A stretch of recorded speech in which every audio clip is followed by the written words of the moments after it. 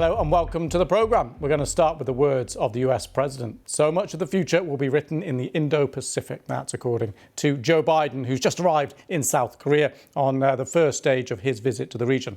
American presidents have often talked about a pivot to Asia in a bid to counter the growing influence of China. Biden's presence clearly underscores that. His first stop was a semiconductor plant. There's worldwide competition for access to these components at the moment. And Biden will also travel to Japan during his 6-day trip. Speaking at the Samsung factory, Biden said it was time for Seoul and Washington to invest in each other. So much of the future of the world is going to be written here in the Indo-Pacific over the next several decades.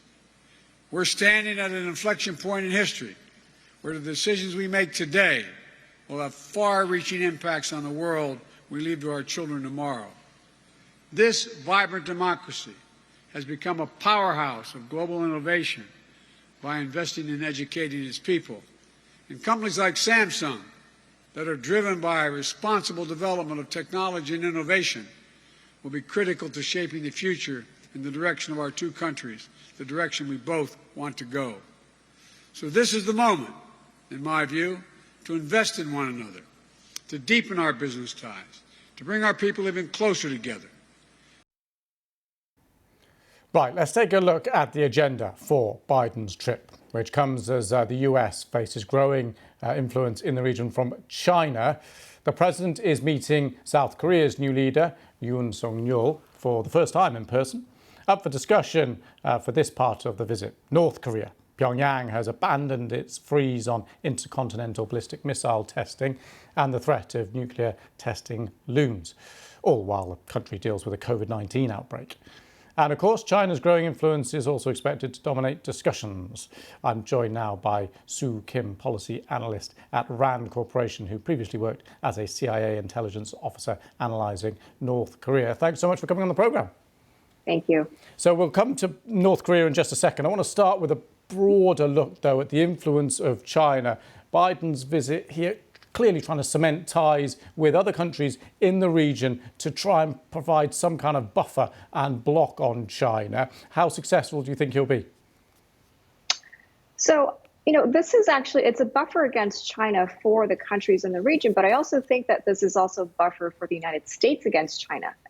In light of the challenges that we're facing with Russia, Ukraine, the conflict between democracies and anti-democracies, it says a lot about the priorities. And I think it's also a way for the United States to reaffirm alliances and also to reassure the countries in the world that the stand against China is not just going to be a U.S. versus China thing, but it's going to require concerted efforts by countries in the region who are concerned about the threat to democracies, but also a threat to their economic security, which was highlighted in the Biden-Yoon press conference after the Samsung visit. Well, right, just on that then, is the way that the US is going to approach this is effectively by deepening those trade ties?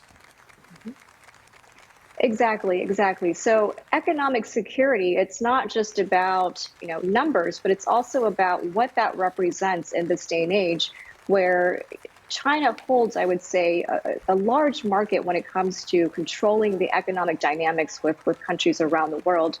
And the way for countries to reduce their dependence and to be able to stand up against China, not just on the financial aspects, but in terms of ideological values and what that represents for the rights of their citizens and more broadly, the political interests, is going to require a holistic approach to politics, to economics, to diplomacy. And this is, I think, one of the first small steps that South Korea could take to sort of show its stand between Washington and China in their long-term conflict, or competition, rather. Yeah, and those images that we just saw as you were giving that answer there is one they'll be very pleased to see, that visit that you mentioned to the Samsung factory. I want to move now to North Korea, if we can, because the visit, first country, South Korea, new leadership in South Korea, expected to take a tougher stance on North Korea. Where does the US fit into this? So President Yoon has highlighted on several occasions that his foreign policy is going to be centered around the US-ROK alliance. That's a positive sign for Biden, but I think there's going to be some steps that are going to be taken between the two countries.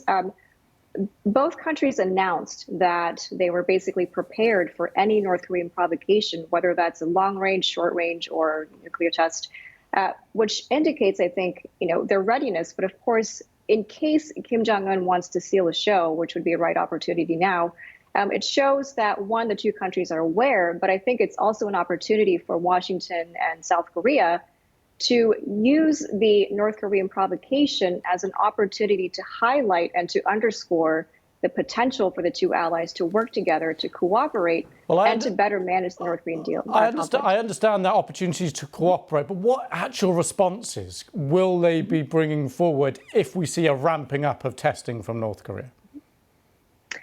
So I think that's uncertain. Based on what we've seen from the United States and South Korea up to this point, the response has not been any different from what we'd expect to see from Washington and South Korea with respect to the provocations. I think what we're hoping to see is a more commensurate response. So if North Korea were to provoke with the nuclear test, we should be seeing more sanctions. We should be seeing the two countries cooperate on military issues. The United States beefing up South Korean defense capabilities in the region so that, one, it affirms the alliance, but two, it also gives South Korea, I would say, a more independent readiness to handle provocations from the North.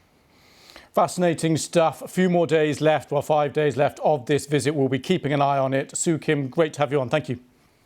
Thank you.